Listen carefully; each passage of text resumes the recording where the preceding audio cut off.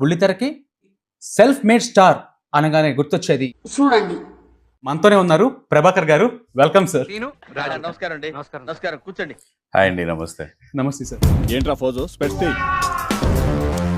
వెళ్ళ. అందువల్ల నేను దగ్గరుండి చేయాల్సి వచ్చింది. అదే వాడు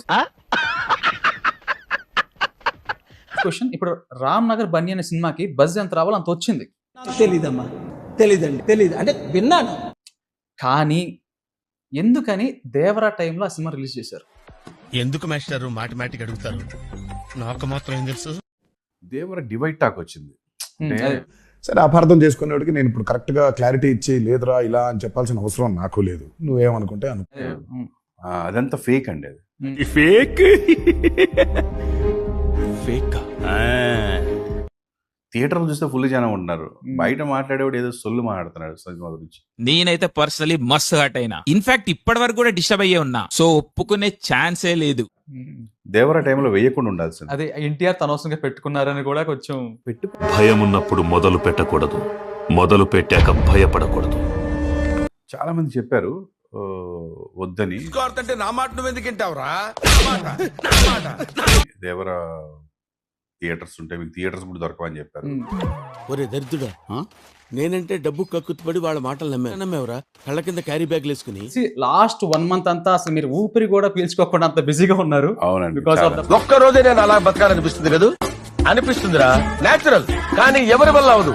నిద్ర ఉండేది కాదు. అంటే ఒక పక్క పోస్ట్ ప్రొడక్షన్, రిలీజ్ కావాల్సిన ఇంకేం చేస్తుంటావు? ఇంకా అంటే కాఫీ తాగుతూ ఈనాడు, జ్యూస్ తాగుతూ ఈటీవీ 2 చూస్తుంటాను. అంటే వేసుకోవడం అంటే మనం ఇక్కడ ఎవరిని నమ్మలేము గురుగారు. ఒక్కడైనా వాడి గురించి పట్టించుకుంటారా? చూడరా, కన్న తండ్రి కన్నా ఎక్కువ బాధపడుతున్నాడు. మనీ ఉంటేనే చేసేవాళ్ళు ఉన్నారు. కావాలి సార్, ప్రతి దానికి డబ్బు కావాలి సార్.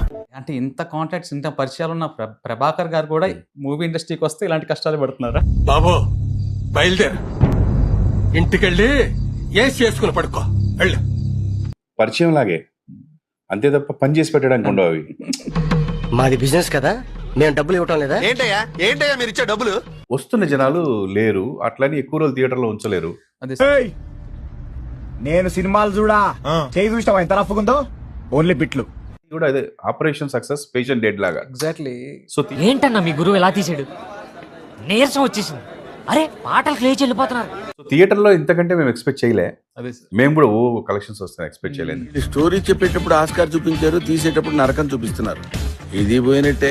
మూలుగుతున్న నక్క మీద పడ్డట్టు, టెంకాయ పడ్డట్టు ఈ రివ్యూర్ ఒకళ్ళు. ఆ పనికి మాలినటువంటి రొమాంటిక్ సీన్ లేదో, ఆ లిప్ కిస్ లేదో, థియేటర్కి వచ్చే వాళ్ళని కూడా వెళ్ళిపోండి అన్నట్టు చెప్తుంటారు. అన్నడైతే ఈ రివ్యూ చూడటం కూడా దండగే ఫ్రెండ్స్. ఇక సినిమా చూడాలి వద్దా అనేటటువంటిది మీరే కరెక్ట్, ఇది కరెక్ట్ గా చెప్పేవయ్యా.